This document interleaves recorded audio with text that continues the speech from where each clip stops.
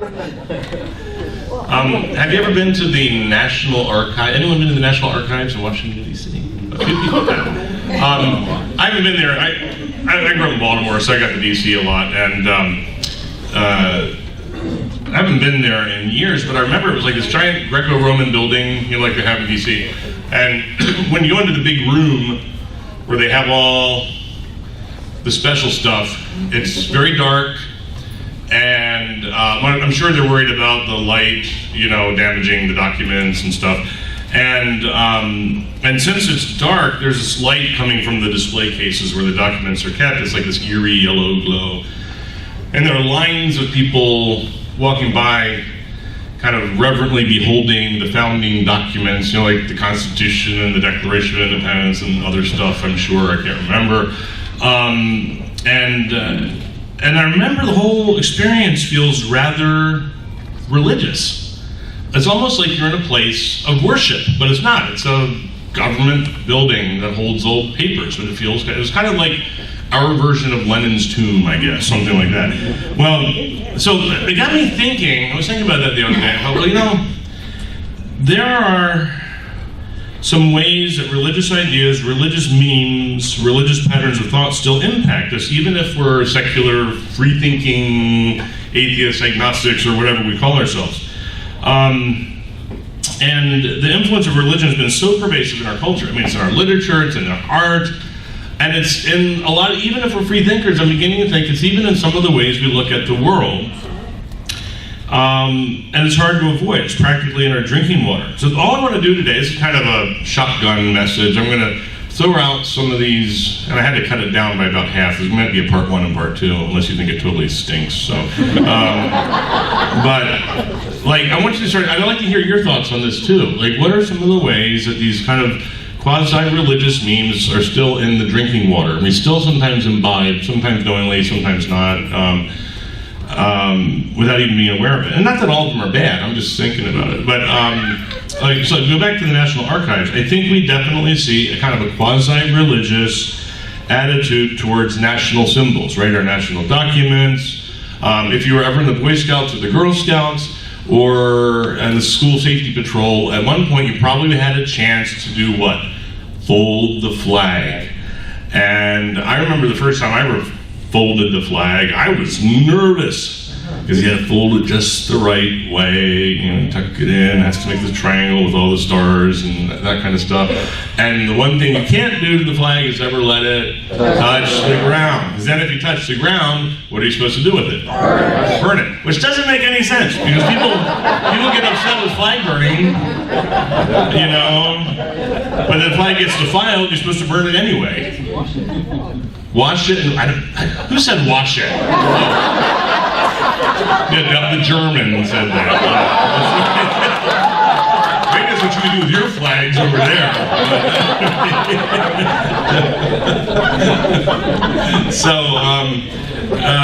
Now, just to be clear, I'm not advocating flag burning. We are secular humanists, not anarchists, at least some of us. Just making observations.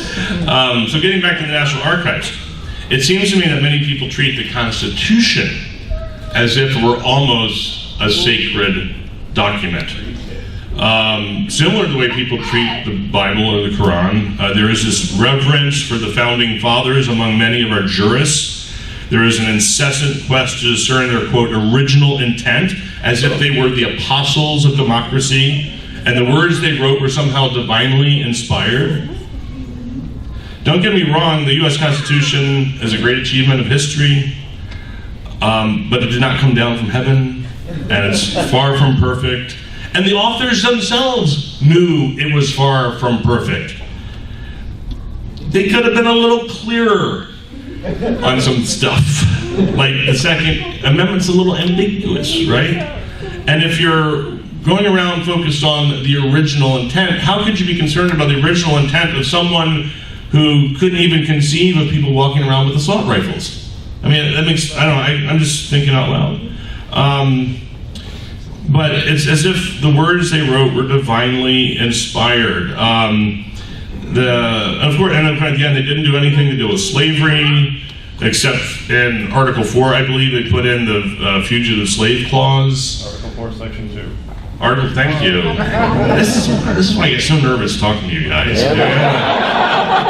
And the 3/5 compromise.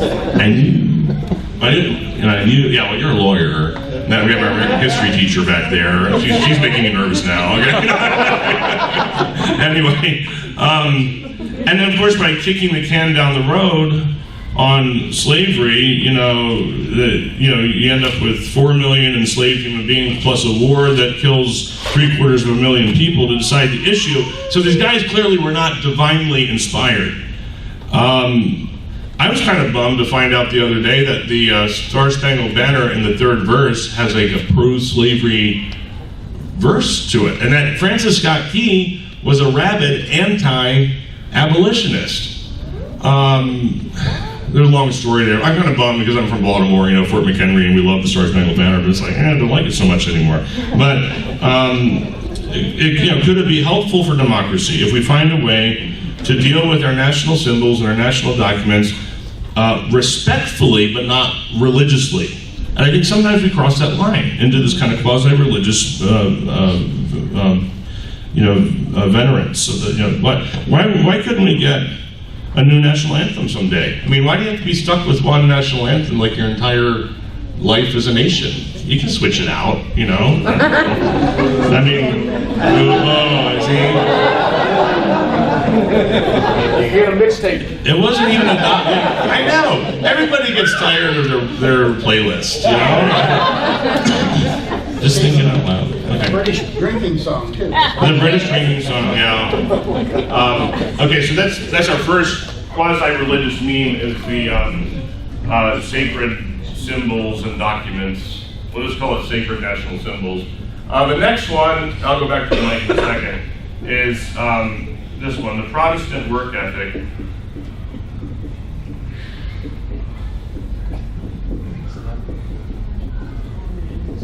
The Protestant work ethic, which I guess is supposed to be in contrast to the Catholic laziness ethic. I do think there might have been some kind of anti-Catholic dig in this term when it was coined. Coined in 1904 by a German economist, Max Weber. And he became really famous for this, but people still talk about it. And his thesis was that the cultural influences embedded in Protestantism were a driving force behind the rise of market-driven capitalism.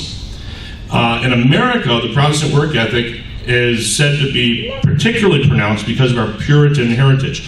This is a little review for some of you guys, but the Puritans were Calvinists, and that means they believed in strict predestination, that before the world was even created, God had already decided who was going to heaven and who was going to hell, and there's nothing you could do about it.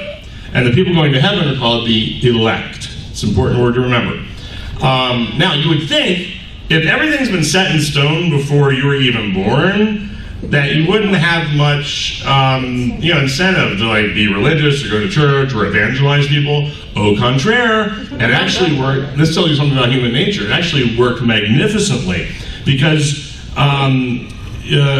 people were obsessed with trying to figure out who was in the elect and who weren't in the elect, and obsessed with demonstrating to others that they were in the elect.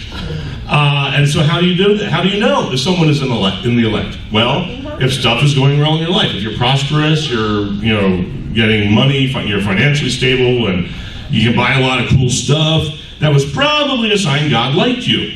So the idea was that you worked as hard as you could to make as much money as you could to show others that God liked you and you were going to heaven. And it really worked that way. So how does this impact us today? Well, for one, the super popularity of the megachurch prosperity preachers are kind of a direct kind of intellectual descendants of that Puritan thinking, I think. God wants you to prosper. The visible saints. The visible saints, yeah. And then the only thing, but beyond that, I think we see the lingering effects of the Protestant work ethic in other ways. There seems to be this pervasive notion that if you aren't working as hard as you can almost all the time, you're somehow lazy, indolent, even sinful. We have political leaders who flat out say that the problem with the unemployed and underemployed is a lack of work ethic. I mean, they're saying that kind of stuff all the time. We live in a system that is very suspicious of taking time off for almost any reason. Compared to other industrialized nations, we have far fewer vacation days, far less generous family leave policies. We might call ourselves free thinkers, but we very much live in a society that still works like Puritans. And of course, it doesn't have to be this way. There are all kinds of alternate models for understanding the role of work and how it functions in society. Take Iceland, for example, one of the happiest places on earth. Extremely generous unemployment, extremely generous healthcare system. If you live in Iceland, you will basically never starve to death, and you will never die from lack of access to healthcare. Ain't gonna happen. So, according to the Protestant work ethic, Icelandic people probably ought to spend their time lying around, being drunk, living on the government dole. Actually, it doesn't happen that way. They are some of the most productive people on earth, some of the happiest people on earth, and interestingly, they have the highest percentage of creative people in their society of any nation. Writers, artists, musicians. There is this huge national support and appreciation for the creative arts in general. The social safety net actually frees people to be more creative and take more risks.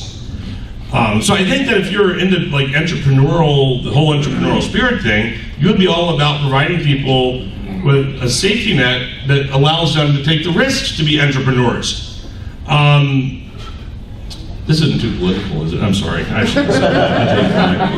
Let me get back to this. But no, here's a quote from one Icelander.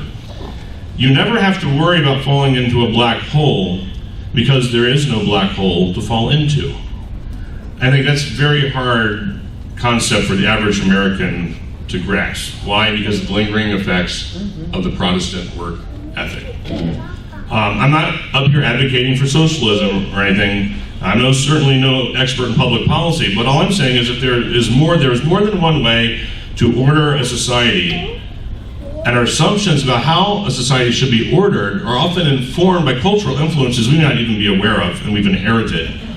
And it seems to me that one role we humanists can play in the social discourse of our nation would be to work for a more humane public policy at all levels that puts the needs of actual human beings over and above abstract concepts and ideologies. People matter more than beliefs, our first core value. Next meme.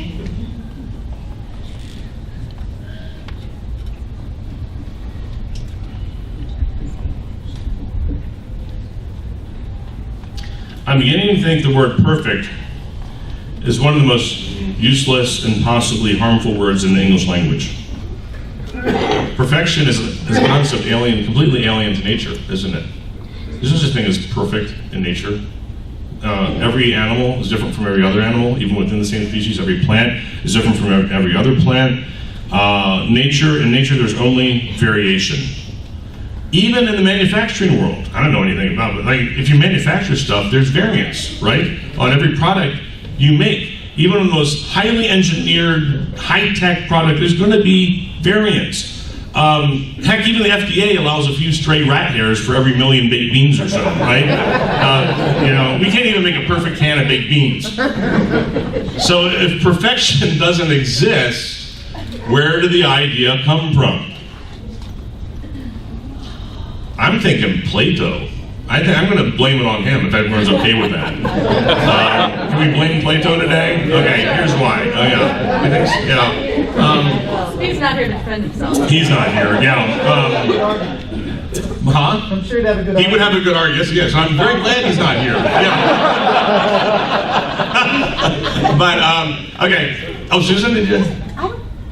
I think the origin of the word is the process rather than the ideal end.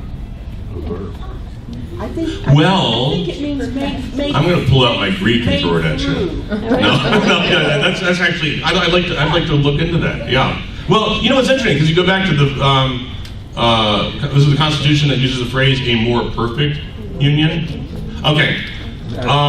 There might be something to that, and I'd like to look that up. But anyway, I want to get back to Plato for a second. Thank you for not defending him. he had this famous concept, you probably learned about it in some college or high school course, where, he compared humans to like a guy chained in a cave. And his only way of apprehending the reality outside the cave was the silhouettes of the objects outside the cave reflected on the wall of the cave from the light coming in. And so he looked at the silhouettes, and like looking at that, you're trying to figure out what reality is like. And he said, that's what we're like. And everything we're looking at is that kind of not exactly an illusion, but it's not a great representation. And somewhere out there in the ether is a world full of ideal forms. There's like an ideal chair, ideal table, ideal book, or whatever. That's like behind every concept that so there's this realm of perfection, and everything in this world is a flawed representation of that perfect form in the real world.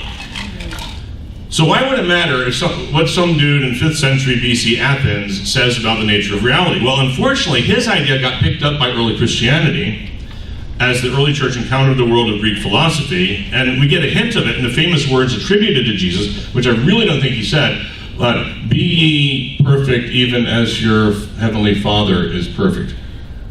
Words attributed to Jesus in the Gospels, which, now that one, even when I was a believer, always bugged me, because it's like, okay, he makes you imperfect, but he's telling you to be perfect. Is that not a recipe for insanity? But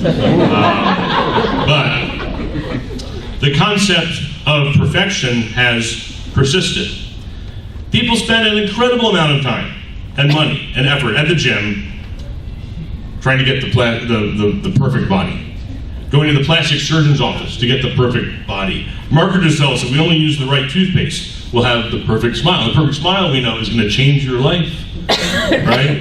I was at a dentist not too long ago, and it's like the tooth cleaning thing, and this was like an initial visit with this dentist. Hope he's not watching. He might be. And he sat me down afterwards and asked me, is there anything, if I was happy with my teeth, and it's like, they were, So I was like, well, if you could do anything. Well, I'd love to have the teeth that I had when I was 20 or something like that. We can make that happen. And so I asked about the process that would be involved in making this happen. Well, we can, you go and start to recede a little bit, not to gross you out, but anyway. So he's like, we can stitch up these places and bring the gums back down on top of the tooths, and then it would require going on to see an oral surgeon, and the whole process. And then he showed me before and after pictures, and it looked really good. It's like, how much? About $20,000. Like, I did that. But I think clearly there are people out there doing that, and you hear people say stuff. Well, I wasn't the perfect son, or I wasn't the perfect daughter, or I wasn't the perfect spouse, and you realize how oppressive it is because there is no such thing as a perfect human being. And even if there were such an animal as a perfect human being, we wouldn't recognize it if it was sitting right in front of us. So, should we eradicate the word perfect? And I believe also, and this gets into another meme we don't have time to talk about today, the myth of the lost paradise. Eden, Camelot, and then how Camelot got applied to the Kennedy administration, and all umpteen number other examples. And I think this is also not only to the myth of a perfect time in the past, or a time of near perfection in the past. So I think could we eradicate the word perfect from our vocabulary? It seems no need for it. I can't come up with any good reason to keep the word because there is no such thing. The concept of perfection implies we're headed towards some goal.